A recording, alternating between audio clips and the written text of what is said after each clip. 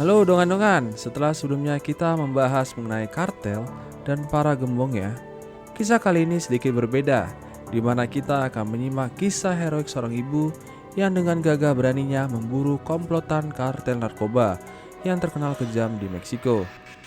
Sang ibu yang dimaksud bernama Miriam Rodriguez. Miriam mencari satu persatu anggota geng yang terlibat dalam penculikan dan pembunuhan anaknya dengan berbagai cara sebagai bentuk balas dendam.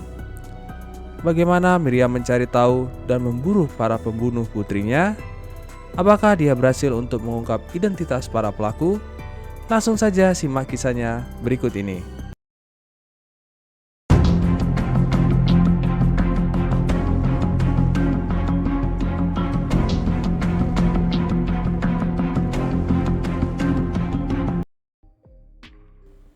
Meksiko terkenal dengan kasus kejahatan yang tinggi, melibatkan geng kriminal narkoba yang terkenal kejam di sana. Ribuan orang hilang tanpa jejak, banyak yang tak pernah kembali, kemudian ketika terungkap sudah menjadi tengkorak di kuburan-kuburan massal. Kejahatan geng narkoba di Meksiko memang sangat brutal dan telah meresahkan negara tersebut. Meskipun demikian, pemberantasan geng narkoba Meksiko bukanlah hal yang mudah karena jaringan organisasinya yang sangat besar. Bahkan pemerintah Meksiko sendiri ragu-ragu untuk mengerahkan pasukan militer karena bisa menyebabkan perang saudara. Kali ini kekejaman geng narkoba Meksiko terjadi di wilayah San Fernando, Tamaulipas. San Fernando merupakan salah satu daerah dengan tingkat kejahatan yang tinggi di Meksiko. Menurut data yang dirilis oleh pemerintah, wilayah San Fernando memiliki jumlah kasus terbesar untuk kategori orang yang hilang di Meksiko. Salah satu kasus terbesar di San Fernando yaitu pembantaian pada tahun 2011, di mana kartel bernama Los Zetas yang dulunya bagian dari kartel Teluk telah membunuh hampir 200 orang di sana. Para korban ditemukan di kuburan massal di sekitar kawasan. Mayoritas mereka adalah korban penculikan dari pembajakan bus. Banyak dari mereka telah diculik untuk mendanai perang kartel. Akibatnya, ribuan orang telah meninggalkan daerah itu karena takut menjadi sasaran yang lain. Setelah terjadi pembantaian pada tahun 2011 tersebut, kembali lagi terjadi di San Fernando tahun 2012 atau setahun kemudian. Kisah tersebut bermula ketika seorang gadis bernama Karen Alessandra Salinas Rodriguez sedang mengemudi di jalanan San Fernando. Dan tiba-tiba saja ada dua kendaraan lain yang memepet mobilnya. Setelah mobil Karen berhenti, beberapa pria bersenjata menariknya dari mobil dan masuk ke mobil mereka dan menculiknya. Mereka membawa Karen dan pengikatnya di sebuah bangunan sambil membuat rencana meminta uang tebusan ke keluarga Karen. Ibu Karen yang bernama Miriam Elizabeth Rodriguez Martinez, atau kita sebut saja Miriam, berusaha mencari keberadaan putrinya karena tidak pulang-pulang ke rumah dan tidak ada kabar. Sang ibu kaget ketika mendapat berita kalau putrinya sudah diculik. Para pelaku penculikan ini bahkan menghubungi keluarga dan memintanya menyiapkan uang tebusan jika ingin Karen selamat. Tak mau hal buruk terjadi, orang tua Karen memutuskan mengabulkan permintaan para pelaku. Miriam dan suaminya meminjam uang tebusan dari bank. Daerah San Fernando telah mengalami begitu banyak penculikan, sehingga bank-bank di San Fernando menawarkan pinjaman khusus untuk pembayaran uang tebusan. Miriam dan keluarganya melakukan persis seperti yang diminta geng dari mereka. Mereka menaruh uang tebusan sebesar $2.000 yang diminta geng tersebut di dekat klinik kesehatan seperti yang diperintahkan, dan kemudian disuruh pergi ke pemakaman terdekat untuk menunggu instruksi lebih lanjut. Namun sayangnya, pihak keluarga tidak pernah dihubungi sama sekali oleh geng tersebut meskipun uang telah diberikan. Miriam tidak patah arang. Dia mencari cara untuk mengadakan pertemuan dengan Los Zetas, salah satu kartel terbesar di Meksiko, dan anggota Los Zetas pun setuju untuk bertemu di restoran lokal, El Junior. Miriam memohon kepada anggota Los Zetas yang datang tersebut dan memintanya untuk membebaskan putrinya. Tetapi anggota kartel itu memberitahu Miriam bahwa Karen tidak ada bersama dia. Anggota kartel itu berkata kemudian dia bisa membantu Miriam untuk menemukan Karen, namun lagi-lagi dengan bayaran. Naasnya, setelah uang diberikan, tidak ada kabar lanjutan mengenai di mana Karen berada. Miriam dan keluarga menunggu Karen dikembalikan kepada mereka dengan tidak pernah putus asa menunggu. Hingga suatu hari Miriam mengetahui bahwa Karen tidak akan pulang dan Miriam memutuskan untuk terus mencari keberadaan di mana Karen.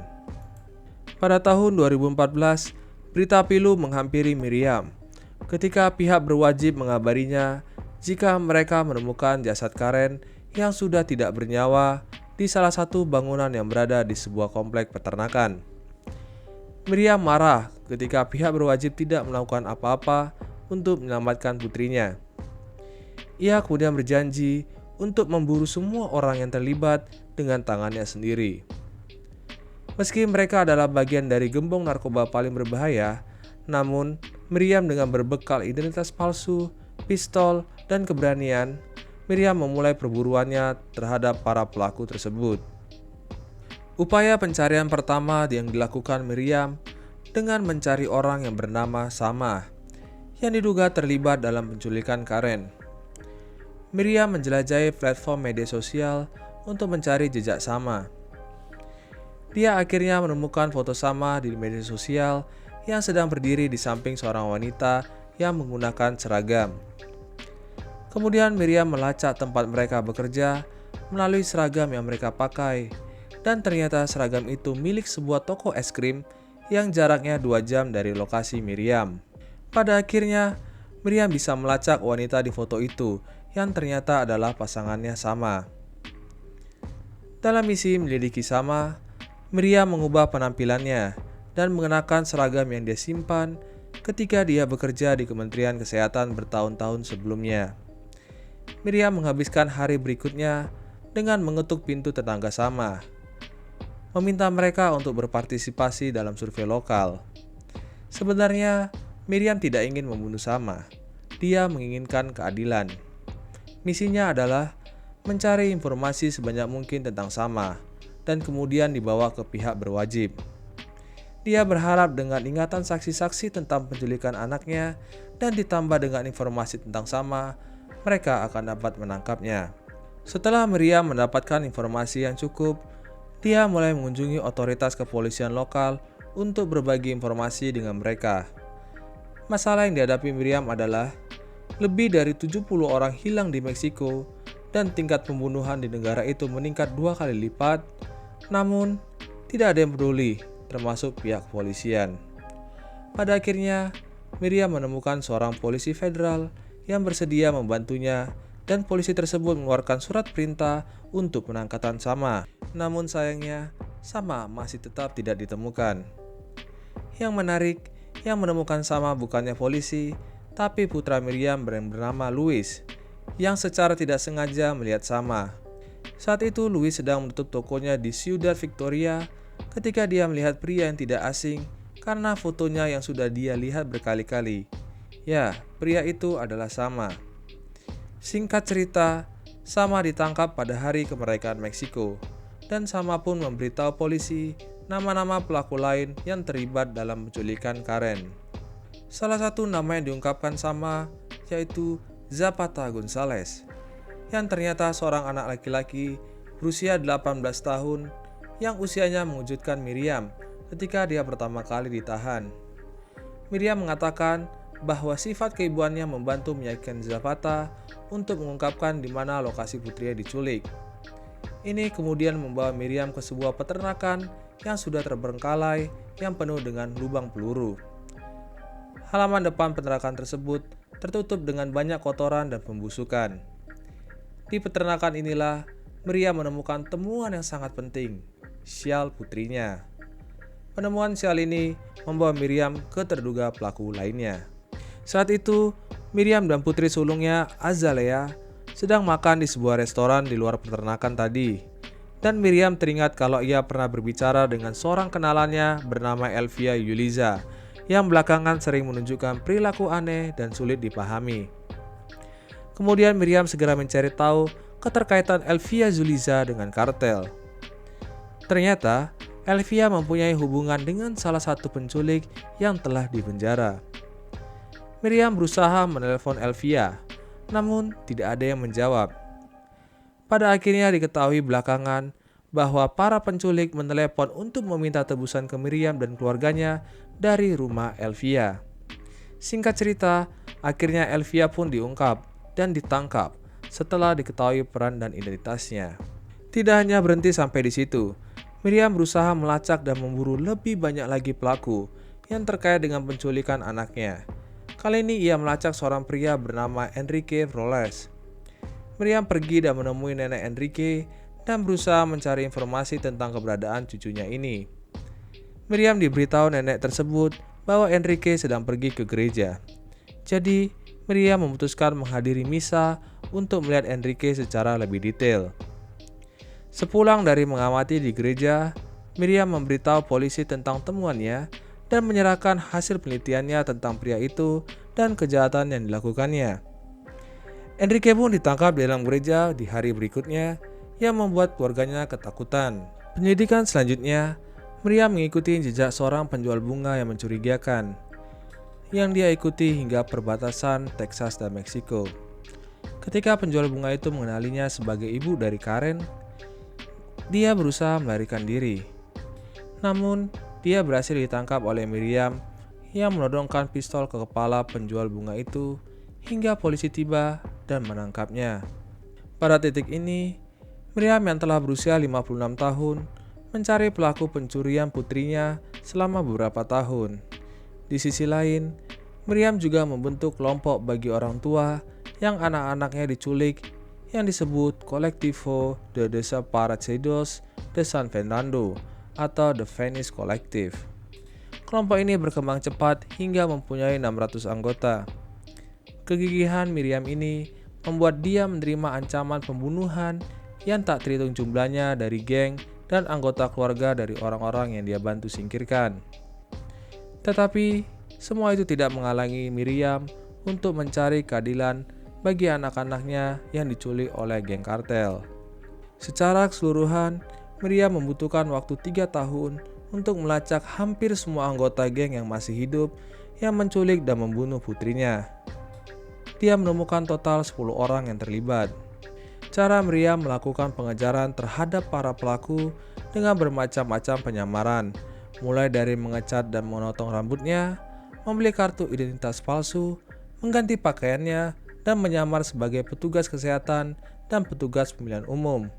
Semua ini membantunya mendekati anggota keluarga dari geng-geng tersebut. Miriam juga berbicara dengan nenek dan tetangga, sepupu, dan majikan. Semuanya mereka memberinya potongan-potongan informasi yang membantunya menyusun cerita tentang orang-orang yang diburunya. Investigasi yang dilakukan Miriam membuatnya terkenal di Meksiko. Dan dengan itu pula ia menjadi terkenal.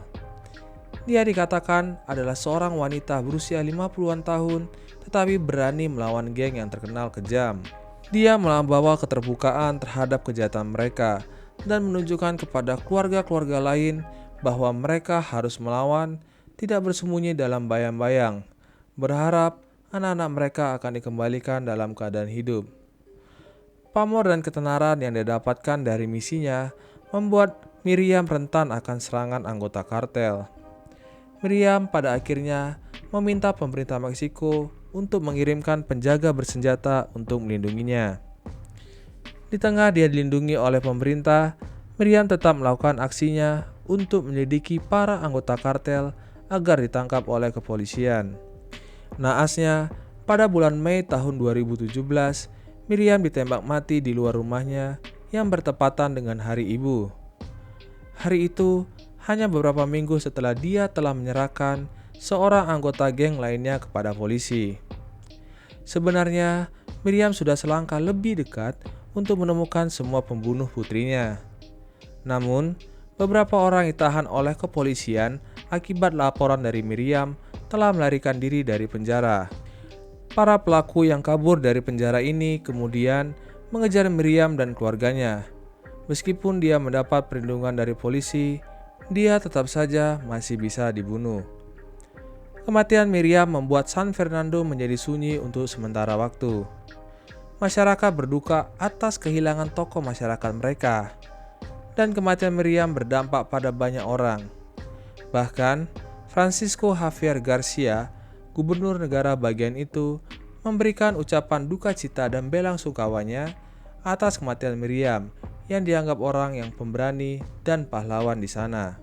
Di sisi lain, pihak berwajib bersumpah untuk menangkap para pembunuh Miriam, dan sebuah plakat ditempatkan di tengah kota untuk menghormati Miriam.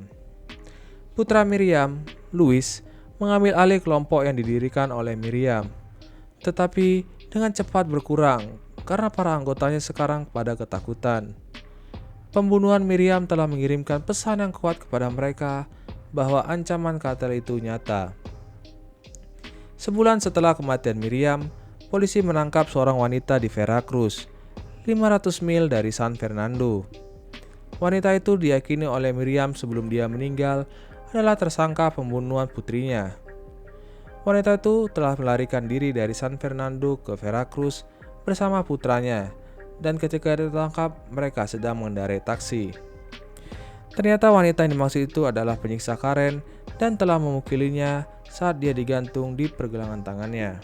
Sejak tahun 2011, kekerasan dan kejahatan semakin meningkat di Meksiko. Hal ini sebagian besar disebabkan oleh aktivitas kartel yang terus berlanjut. Miriam Rodriguez mungkin telah menjadi pahlawan di kotanya, tetapi kisah heroiknya belum diteruskan oleh orang lain. Ketakutan, pembalasan dendam, penculikan, penyiksaan, pembunuhan, dan perdagangan manusia terus menghantui kota dan penduduk San Fernando. Meskipun demikian, keluarga dari anak-anak yang hilang karena diculik di kota ini terus merindukan orang-orang yang mereka cintai, meskipun belum ditemukan, dan mereka berharap ada orang-orang seperti Miriam berikutnya yang berani melawan kartel yang terkenal kejam di San Fernando. Begitulah sepenggal kisah nyata seorang ibu yang berani memburu para anggota kartel yang menculik dan membunuh anaknya. Keberanian ibu ini sangat patut dihargai karena berjuang menghadapi para geng kartel meskipun dapat mengancam nyawanya. Semoga video ini bermanfaat buat kalian. Silakan mau bahas fenomena apa lagi, taruh saja di kolom komentar. Terima kasih, see you on the next video. Bye bye.